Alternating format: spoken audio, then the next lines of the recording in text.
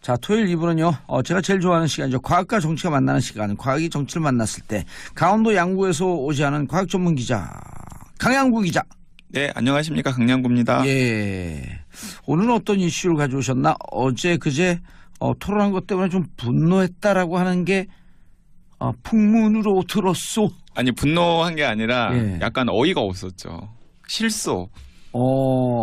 정재승 박사와 유시민 전 장관이 나와서 한 가상화폐 토론 얘기하시는 거죠? 네, 약간 실소. 그리고 정말 정재승 박사가 너무 고생을 해서 예. 제가 상암동 달려가서 진짜 어깨 타독타독 하면서 저는 다음 주 맥주를 한 잔 사주고 싶더라고요. 다음 주에 네. 또 이제 제가 하는 한 프로에서 또 이걸 레전드로 설명을 해요. 모든 사람들이 자기가 들은 설명 중에서 가장 정확한 설명을 하는 것 같다. 아, 저한테 과외받은 대로 하셨어요? 그 강양구 기자한테 과외받았다 했죠, 제가. 네네.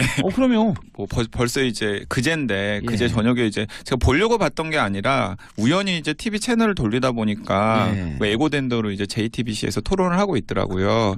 이제 어쩌다 보니까 토론을 끝까지 다 봤는데 저는 개인적으로 유시민 전 장관한테 애정이 있는 팬 입장에서 예. 좀 걱정이 되더라고요.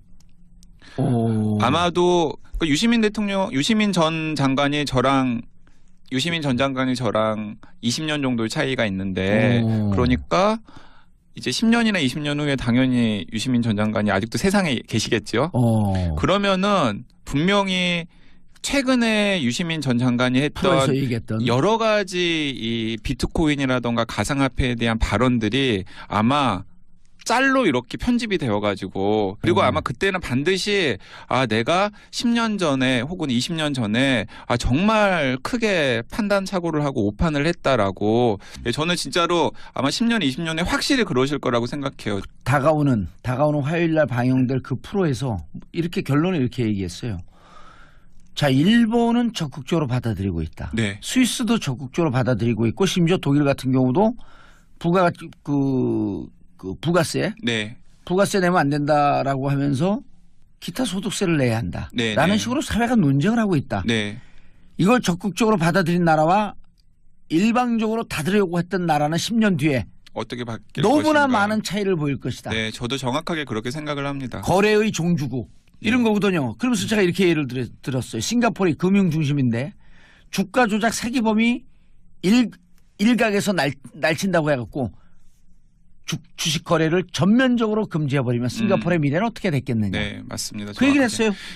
그런데 이제 의외로 예. 똑같은 토론회를 보고서도 또 많은 분들이 유시민 작가가 그러니까 전 장관 유시민 작가가 잘했다라고. 근데 저는 그것도 이해가 돼요.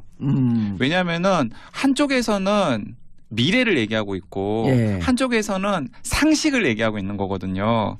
그러니까 당연히 보통 사람들은 어떻게 생각하겠어요? 상식이 훨씬 더 익숙한 얘기잖아요. 맞아요. 그렇잖아요. 예. 그런데 상식에 기반을 둔 어떤 인식은 굉장히 보수적이잖아요. 그렇죠. 미래로 안 가려고 그러죠. 미래를 안 가려고 그러죠. 예. 그러니까 그걸 이제 이 정치쇼를 듣는 애청자분들은 아셔야 될 거예요. 그러니까 상식에 기반을 둔 얘기는 편한 얘기죠.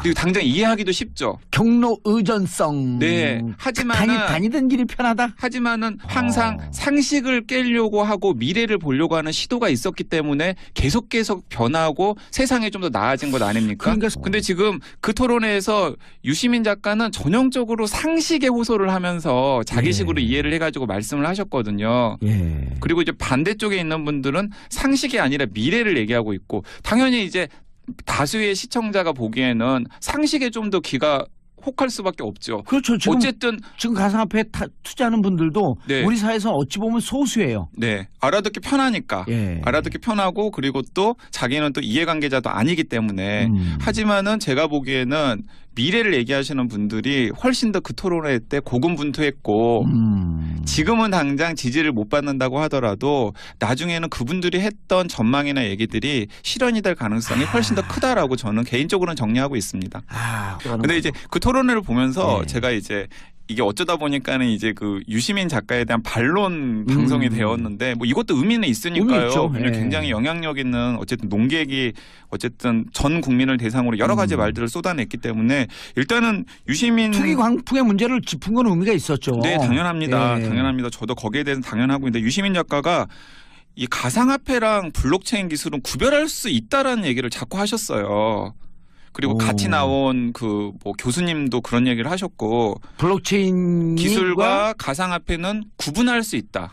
분리할 수 있다. 저는 분리할 수 없다는 주장인데. 네, 분리할 수 없습니다. 가상화폐 자체가 블록체인 기술에 기반한 약속된 화폐 아니에요? 네, 맞습니다. 그러니까 분리할 수가 없습니다. 왜 분리할 수가 없냐면은 블록체인 네트워크가 돌아가려면 예를 들어서 뭐 이런 식의 예를 유시민 작가가 어제 방송에서 들었더라고요. 그러니까 뭐냐면 이제 그 출판사 저자의 인세라던가 아니면은 이제 가수들의 음원 그 수익 배분이라던가 이런 게 좀 불투명하잖아요. 예. 그 중간에서 가로채는 사람들도 굉장히 많고 예. 그리고 또 실제로 노래방에서 내 곡이 몇 곡이나 불렸는지 예. 혹은 내 책이 몇 권이나 팔렸는지가 아하. 사실 불투명하잖아요. 예. 그런 것들을 투명하게 하는데 블록체인 기술을 사용할 수 있다라고 유시민 작가가 방송에서 얘기를 했어요. 예. 그리고 그런 블록체인 기술에는 가상화폐가 필요 없다라고 또 얘기를 하시더라고요. 예. 그러니까 이건 블록체인 기술은 이렇게 좋은 방향으로 활용할 수가 있는데 이 블록체인 기술을 활용하는 데 있어서 가상화폐가 꼭 필수적이지 않다라는 얘기를 하신 걸로 저는 들었거든요.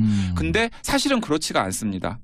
자, 무슨 음원 수익이 제대로 배분이 되었는지 혹은 내가 낸 책이 제대로 팔려 있고 그게 얼마나 수익을 얻었는지가 몇 부가 정확히 네, 몇 부가 정확하게 팔렸는지가 이제 블록에 기입이 되어가지고 예. 네트워크로 차곡차곡 쌓이겠죠. 체인 형식으로. 그리고 이 블록에 가맹해 있는 모든 사람에게 동시에 주어지고 정보가 입력이 되고. 네, 그렇기 때문에 이제 블록체인 네트워크에 기반을 둔 그 정보는 어쨌든 모든 사람들이 신뢰할 만한 정보라고 생각을 하겠죠. 해킹이 될 수 없고. 네, 모두가 다 공유하고 있고. 예. 그리고 또 등등등 그렇기 예. 때문에 아마 유시민 작가가 그렇기 때문에 그런데 활용될 수 있다라고 얘기를 한 것 같아요. 좋은 기술이다. 오케이, 예, 그렇게 활용될 수 있죠. 그러면 그 네트워크는 어떻게 유지가 됩니까? 그 블록체인 예를 들어서 유시민 작가의 책이 몇 권이 팔렸는지 그리고 또 그래서 유시민 작가한테 인세가 얼마나 지급되었는지가 어딘가에 기록이 되어야 될 것 아니에요. 기록이 되고 그 기술이 유지가 돼야 될 거 아니에요. 근데 기록이 되고 유지가 되려면 자원이 필요해요. 아, 그렇죠. 노동이니까 일종의. 네, 자원이 필요해요. 근데 그 자원은 디지털 경제에서는 컴퓨팅 파워고 전기고 에너지입니다. 그러면 당연히 비싼 컴퓨터 장비를 구비를 해야 되고 그리고 또 그 컴퓨터 장비에 들어가는 에너지가 들어갈 것 아니에요. 들어가야 되고, 전기가 들어가고 사람의 노동력도 들어가야 되고. 그리고 그걸 관리하는 사람들도 필요할 수도 있겠죠. 예. 그러면 당연히 그 사람에 대한 인건비, 그 컴퓨터 장비를 사는 데 들어가는 초기 비용, 그리고 또 그 컴퓨터 장비를 돌리는 데 들어가는 에너지가 들어갈 것 아니에요. 그건 누가 됩니까? 기존의 가상화폐는 뭐냐면 그걸 대주는 사람들에 대한 보상으로 비트코인이나 이런 가상화폐들을 지급을 한 거예요. 그래서 그 시스템이 유지가 되도록 하는 겁니다. 그래서 예를 들어 우리가 여기 한 5명이서 각자 블록을 하나씩 갖고 있고 네트워킹이 돼 있는데 너네들 유지되는 거 보니까 너무 의미가 있어. 그럼 나도 블록을 하나 갖고 여기 들어올게. 그럼 5명이서 안 돼, 너 블록 개발해. 어디선가 블록 하나 가져오려면 그걸 만드는 거야. 그게 채굴한다라고 하는 건데. 그런 거죠. 전기 들고 노동력 많이 들어 채굴하는데 그래도 나 채굴했다? 그리고 참 잘했어요. 그리고 비트코인 하나 주는 거예요. 맞습니다. 채굴에 대한 인센티브. 맞습니다. 그러니까 그 시스템이 유지되도록 하는 인센티브를 누군가에게 줘야 되는데 그 인센티브가 바로 우리가 흔히 비트코인 뭐 이렇게 얘기하는 가상화폐 형식으로 주어지는 거예요. 그러면 이제 유시민 작가는 거기다 대답을 해야 되는 거죠. 그런 자기가 이상적이라고 생각하는 블록체인 기술에 기반을 둔 네트워크가 만들어졌다면은 만약에 가상화폐를 안 준다면은 그 네트워크를 어떻게 굴릴 거야? 그러면 안 하죠. 아무도 안 하죠. 당연히. 왜 그걸 하겠습니까? 그래서 많은 사람들이 이런 식으로 얘기를 합니다. 좀 더 유시민 작가보다 더 아는 사람들은 이런 식으로 얘기를 하는데요. 그거 국가가 하면 되지. 그렇죠. 국가관리 시스템이니까. 국가가 하면 되지라고 얘기를 합니다. 그러면은 그건 퍼블릭한 블록체인 네트워크는 아닌 거예요. 국가가 관리하는 폐쇄적인 블록체인 네트워크가 되는 겁니다. 블록체인이 되는 그러니까 거죠. 거기에 들어가는 돈은 우리들 세금이 거기에 들어가게 되는 거예요. 그러니까 지금 블록체인 네트워크가 의미 있다고 생각되는 건 뭐냐면 아무도 거기에 돈을 내지 않습니다. 하지만은 비트코인이라는 형태로 그 시스템을 유지하는데 자원을 투자한 사람들한테 돈이 가요. 인센티브가 가요. 그럼 그 사람은 비트코인의 가치가 오르면은 그걸 달러로도 바꿀 수 있고 원화로도 바꿀 수 있기 때문에 자꾸 그런 걸 하는 거예요. 그러니까 이제 그 시스템이 이제 굴러가게끔 그러니까 무슨 중앙기관이나 아니면 막대한 자원을 가진 기관이 개입해가지고 뭔가 무슨 자원을 쏟아붓지 않아도 그 시스템이 알아서 자동으로 굴러갈 수 있게끔 하는 구조를 만들었기 때문에 이 블록체인 기반을 둔 비트코인 시스템 같은 것들이 의미가 있다라고 생각을 하는 거거든요. 예, 그럼 외부에서 보는데 이런 궁금함 좀 있어. 이 외부에서 보는데 저 사람들 저 기술이 의미가 있어. 그 비트코인을 나도 채굴은 안 하지만 비트코인을 하나 좀 갖고 있으면 저 기술이 자꾸만 발전하니까 저 비트코인의 값어치가 좀 뛰지 않을까? 그러면은 이제 그것도 의미가 있는 거죠. 왜 의미가 있냐면은 가상화폐에 대해서 사람들의 관심이 높아지고 살려고 하면 예. 그것의 가치가 높아질 것 아니에요. 예. 그러면은 그 시스템을 유지하는데 자원을 투여하는 일 흔히 채굴이라고 하죠. 예. 채굴업자들이 늘어날까요? 줄어들까요? 늘어나죠. 늘어나겠죠. 왜냐하면 채굴을 하면 비트코인이나 이더리움 같은 게 하나라도 더 생길 텐데 시장에다가 그걸 내놓으면 그걸 원하는 사람들이 많거든요. 그러면은 자꾸 비트코인이나 이더리움 같은 것에 대해서 혁신이 생기는 거예요. 값어치만 올라갈 뿐만 아니라 기술에 대한 혁신이 생기는 거죠. 더 좋은 기술, 더 많이 응용할 수 있는 기술. 네, 이런 게 바로 선순환이라는 겁니다. 경제죠. 그러니까 예를 들어서 여기서 이제 우리나라에서는 가상화폐 거래는 도박이기 때문에 예. 유시민 작가가 어제 도박에 준해서 규제를 해야 한다고 얘기를 했거든요. 그렇죠. 아예 금지를 시켜야 한다고 얘기를 했거든요. 오호. 그러면서도 또 한편으로는 블록체인 기술은 있어야 되고 블록체인 기술은 개발을 시켜야 한다고 얘기를 해요. 앞뒤가 안 맞는 거죠. 왜냐하면 그렇게 가상화폐 거래를 중단시키면은 더 이상 블록체인 시스템을 자원을 투여할 인센티브가 없어지는 거예요. 그러네. 그리고 국가가 관여한다고 하면 우리 세금을 통해서 하는데 국가가 관여할 필요가 없이 각 개인이 자발적으로 이 기술 개발도 하고 나는 이 비트코인을 갖는 것이 일정한 인센티브로 나는 만족한 인센티브야. 근데 네. 국가 관리하는 순간에 내 세금으로 들어왔는데 난 그 그리고 기술을 안 쓸 수도 있고. 국가가 관리하면 더 비효율적이에요. 그냥 국가가 관리하면 국가가 애초부터 다 관리하는 중앙 집중적인 시스템을 만들어가지고 빨리빨리 돌아가게 하는 게 훨씬 더 효율적이지. 왜 새로운 이걸 뭐하러 블록체인 네트워크에 기반을 두고 그 파워만 국가가 된다라는 건 좀 앞뒤가 안 맞는 국가가 거죠. 하면 국가가 발행한 돈으로 하면 되죠. 그러니까요. 그러니까 이게 이제 그래서 제가 생각하기에는 블록체인 네트워크는 좋은데 블록체인 기술은 좋은데 가상화폐는 따로 떼어서 생각해야 된다라는 주장은 사실은 실현 가능하지도 않고 앞뒤도 안 맞는 주장이죠. 그런데 미래의 어떤 순간에는 블록체인 기술에 기반을 둔 네트워크를 굉장히 효율적으로 다양한 분야에 적용하면서 효율적으로 굴릴 수 있는 어떤 혁신이 있을 수도 있어요. 우리가 그걸 예상을 하는 거 아니에요. 근데 그런 혁신이 가능하게 하기 위해서라도 지금은 이 블록체인과 가상화폐 한 쌍이 원활하게 굴러갈 수 있도록 푸시를 해줘야 된다라는 게 저의 주장입니다. 바로 엊그제 나온 뉴스인데 노원구에서는 블록체인에 기반을 둔 노원구에서만 통용되는 지역 화폐를 만들어가지고 노원구에서 유통시키기로 했다고 하더라고요. 성남시도 한 발 더 나간대. 네, 그러니까 이런 식으로 이 블록체인 기술에 기반 그리고 노원구에서 당연히 화폐잖아요. 근데 이제 노원구에서는 이제 투기 우려가 있으니까 1노원당 1원에 이렇게 고정을 시켜가지고 지역에서 유통되는 화폐의 가치를 안정화시키려고 하는 이제 전략을 세웠더라고요. 그러면 이런 장점이 있네. 굳이 돈을 발행하지 않고 종이를 발행하지 않아도 내가 갖고 있는 핸드폰에 저장이 된다든지 이 1노원 그리고 1노원은 노원구 밖에서는 쓸 수 있는 가능성이 전혀 없거든요. 나름대로 폐쇄적인 프라이빗 블록체인 기술이다. 맞습니다. 그러니까 이런 식으로 어떤 때는 굉장히 퍼블릭한 용도로 또 어떤 때는 굉장히 폐쇄적인 용도로 다양한 형식으로 블록체인 네트워크가 구현이 될 수 있고요. 폐쇄적인 용도일 때는 당연히 그 컴퓨팅 파워나 자원은 예를 들어 노원이 돌아가야 되는 건 노원구에서 돼야 되는 거죠.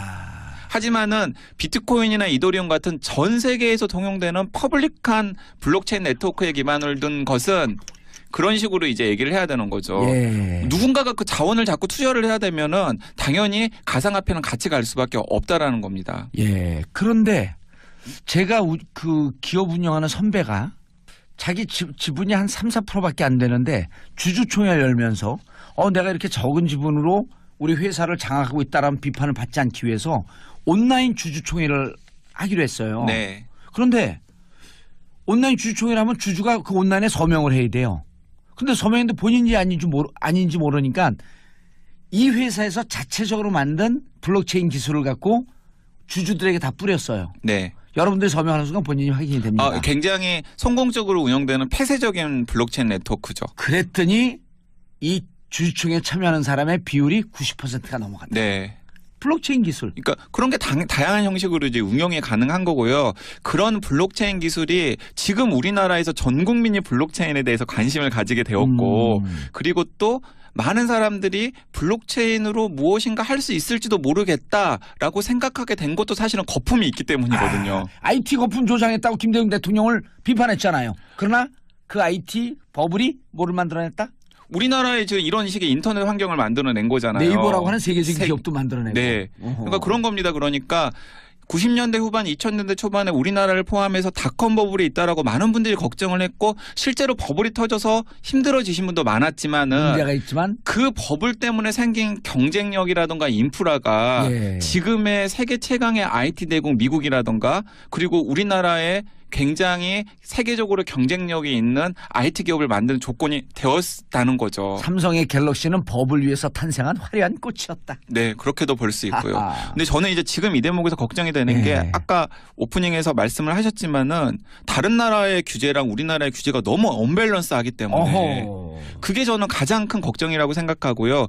지금 제가 A주시하고 있는 나라가 일본이거든요. 일본은 이미 재작년에 블록체인을 거의 합법화시켰어요.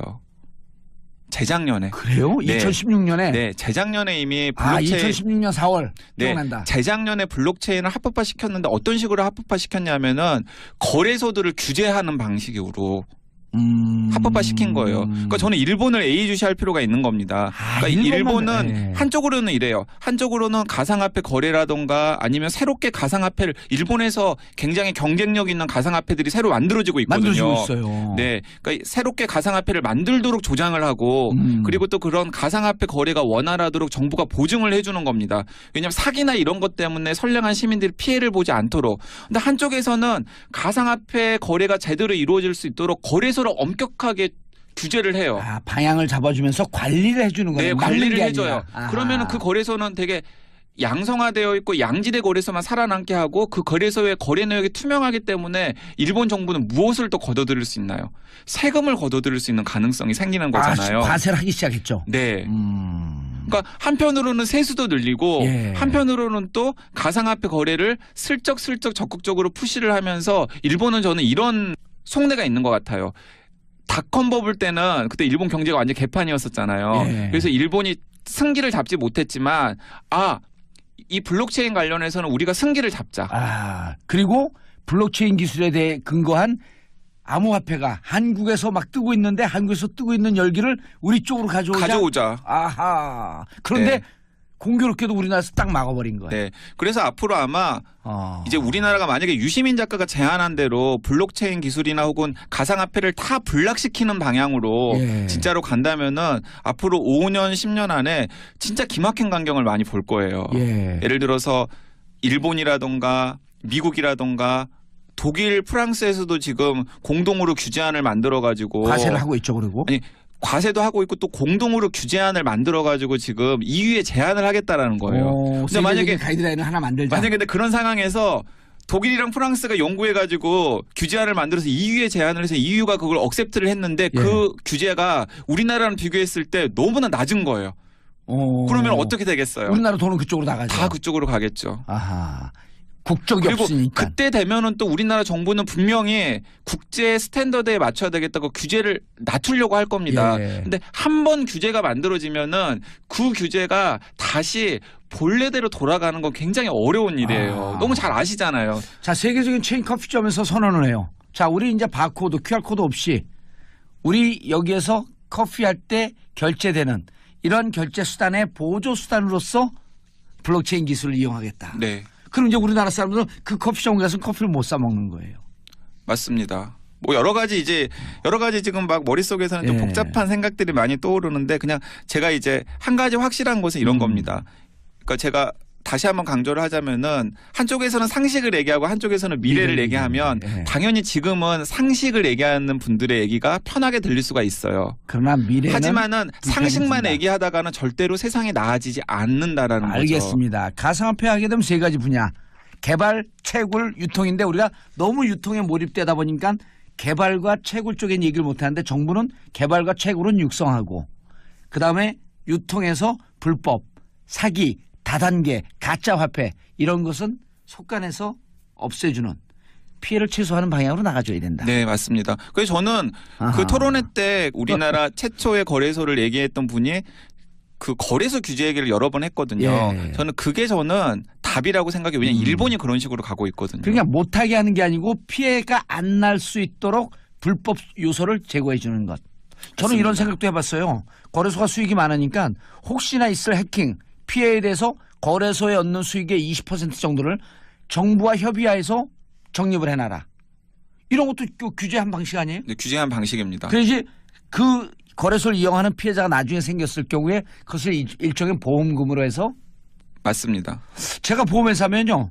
가상화폐 거래소에 대한 보험 상품 만들겠어요. 그리고 또 거래소가 굉장히 막대한 수익을 얻고 있는 것도 사실이기 예. 때문에 그 거래소 수익을 정부가 적절하게 환수해서 과세해야죠. 네, 과세하고 환수를 해서 그걸 가지고 이 새로운 블록체인 예. 기술의 혁신을 도모할 수 있는 기금 같은 것으로 만들어서 청년 창업이라든가 그렇죠. 아니면 청년 과학기술자들에 대한 지원금 같은 걸로도 사용될 수가 아니 있는 그리고 거죠. 버는 수익의 30% 내지 50%는 의무적으로 기술 개발에 투자해라. 네. R&D에 투자해라.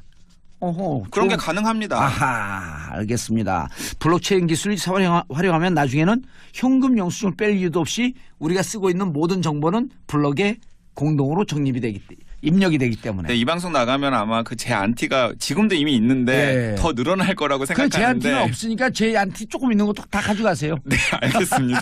감사합니다. 예, 오늘 너무 아주 의미 있는 방송이었어요. 늘 의미 있지만. 하지만 저는 유시민 작가 팬입니다. 네, 그것도 아. 제가 다시 한번 아. 강조드리겠습니다. 마지막으로 기분 나빴어요. 네. 제 팬 아니라 그래서. 아, 봉교사님 팬이기도 하고요. 네. 자, 저는 월요일 10시 5분에 다시 뵙겠습니다. 토요일, 일요일 주말 잘 보내시고요. 평화를 사랑하는 대한민국 국민 여러분 감사합니다. 땡큐. 피스 코리아. 이제 10년이나 20년 후에 당연히 유시민 전 장관이 아직도 세상에 계시겠죠. 그러면은 분명히 최근에 유시민 전 장관이 프로에서 했던 얘기했던 여러 가지 이 비트코인이라던가 가상화폐에 대한 발언들이 아마 짤로 이렇게 편집이 되어가지고 그리고 아마 그때는 반드시 내가 10년 전에 혹은 20년 전에 정말 크게 판단 착오를 하고 오판을 했다라고 저는 진짜로 아마 10년, 20년에 확실히 그러실 거라고 생각해요. 다가오는 화요일 날 방영될 그 프로에서 이렇게 결론을 이렇게 얘기했어요. 자, 일본은 적극적으로 받아들이고 있다. 네. 스위스도 적극적으로 받아들이고 있고 심지어 독일 같은 경우도 부가세 네. 부가세 내면 안 된다라고 하면서 기타 소득세를 내야 한다. 네, 라는 네. 식으로 사회가 논쟁을 하고 있다. 네. 이걸 적극적으로 받아들인 나라와 일방적으로 닫으려고 했던 나라는 10년 뒤에 어떻게 바뀔 너무나 것인가. 많은 차이를 보일 것이다. 네, 저도 정확하게 그렇게 생각을 합니다. 거래의 종주국 이런 네. 거거든요. 그러면서 제가 이렇게 예를 들었어요. 싱가포르이 금융 중심인데 주가 조작 사기범이 일각에서 날친다고 해갖고 주식 거래를 전면적으로 금지해버리면 싱가포르의 미래는 어떻게 됐겠느냐. 네, 맞습니다. 그 얘기를 정확하게. 했어요. 그런데 이제 의외로 예. 똑같은 토론회를 보고서도 또 많은 분들이 유시민 작가가 그러니까 전 장관 유시민 작가가 잘했다라고. 근데 저는 그것도 이해가 돼요. 블록체인 기술은 이렇게 좋은 방향으로 활용할 수가 있는데 이 블록체인 기술을 활용하는 데 있어서 가상화폐가 꼭 필수적이지 않다라는 얘기를 하신 걸로 저는 들었거든요. 근데 사실은 그렇지가 않습니다. 자, 무슨 음원 수익이 제대로 배분이 되었는지 혹은 내가 낸 책이 제대로 팔려 있고 그게 얼마나 수익을 얻었는지가 몇 부가 정확히 몇 부가 팔렸는지. 정확하게 팔렸는지가 이제 블록에 기입이 되어가지고 예. 네트워크로 차곡차곡 쌓이겠죠. 체인 형식으로. 그리고 이 블록에 가맹해 있는 모든 사람에게 사람들이 동시에 주어지고 정보가 입력이 되고 예, 그렇기 때문에 이제 블록체인 네트워크에 기반을 둔 그 정보는 어쨌든 모든 사람들이 신뢰할 만한 정보라고 생각을 하겠죠. 해킹이 될 수 없고 네. 모두가 다 공유하고 모두가 공유하고 있고 예. 그리고 또 등등등 그렇기 예. 때문에 아마 유시민 작가가 그렇기 때문에 그런데 활용될 수 있다라고 얘기를 한 것 같아요. 좋은 기술이다. 오케이. 예, 그렇게 활용될 수 있죠. 그러면 그 네트워크는 어떻게 유지가 됩니까? 그 블록체인 예를 들어서 유시민 작가의 책이 몇 권이 팔렸는지 그리고 또 그래서 유시민 작가한테 인세가 얼마나 지급되었는지가 어딘가에 기록이 돼야 될 것 아니에요. 기록이 되고 그 기술이 유지가 돼야 될 거 아니에요. 유지가 돼야 될 거 아니에요. 근데 기록이 되고 유지가 되려면 자원이 필요해요. 아, 그렇죠. 노동이니까 일종의. 네, 자원이 필요해요. 근데 그 자원은 디지털 경제에서는 컴퓨팅 파워고 전기고 에너지입니다. 그러면 당연히 비싼 컴퓨터 장비를 구비를 해야 되고 그리고 또 왜냐하면은 한쪽에서는 미래를 얘기하고 있고 한쪽에서는 상식을 얘기하고 있는 거거든요. 그러니까 당연히 보통 사람들은 어떻게 생각하겠어요? 상식이 훨씬 더 익숙한 얘기잖아요. 맞아요. 그렇잖아요. 상식. 그런데 상식에 기반을 둔 어떤 인식은 굉장히 보수적이잖아요. 그렇죠. 미래로 안 가려고 그러죠. 미래를 안 가려고 그러죠. 그러니까 그걸 이제 이 정치쇼를 듣는 애청자분들은 아셔야 될 거예요. 그러니까 상식에 기반을 둔 얘기는 편한 얘기죠. 그리고 당장 이해하기도 쉽죠. 경로 의존성. 네. 하지만은 다니던 길이 편하다. 하지만은 항상 상식을 깨려고 하고 미래를 보려고 하는 시도가 있었기 때문에 계속 변하고 세상이 좀 더 나아진 것 아닙니까? 근데 지금 그 토론회에서 유시민 작가는 전형적으로 상식에 호소를 하면서 자기식으로 이해를 해가지고 말씀을 하셨거든요. 그리고 이제 반대쪽에 있는 분들은 상식이 아니라 미래를 얘기하고 있고 당연히 이제 다수의 시청자가 보기에는 상식에 좀 더 귀가 혹할 수밖에 없죠. 그렇죠. 지금 가상화폐에 투자하는 분들도 우리 사회에서 어찌 보면 소수예요. 네, 알아듣기 편하니까. 알아듣기 편하고 그리고 또 자기는 또 이해관계자도 아니기 때문에 하지만은 제가 보기에는 미래를 얘기하시는 분들이 훨씬 더 그 토론회 때 고군분투했고 지금은 당장 지지를 못 받는다고 하더라도 나중에는 그분들이 했던 전망이나 얘기들이 실현이 될 가능성이 훨씬 더 크다라고 저는 개인적으로는 정리하고 있습니다. 근데 이제 그 토론회를 보면서 제가 이제 이게 어쩌다 보니까는 이제 그 유시민 작가에 대한 반론 방송이 되었는데 뭐 이것도 의미는 있으니까요. 굉장히 영향력 있는 어쨌든 논객이 어쨌든 전 국민을 대상으로 여러 가지 말들을 쏟아냈기 때문에 일단은 유시민 투기 광풍의 문제를 짚은 건 의미가 있었죠. 네, 당연합니다. 당연합니다. 저도 거기에 대해서 당연하고 있는데 유시민 작가가 이 가상화폐랑 블록체인 기술은 구별할 수 있다라는 얘기를 자꾸 하셨어요. 그리고 같이 나온 그 뭐 교수님도 그런 얘기를 하셨고 블록체인 기술과 가상화폐는 구분할 수 있다.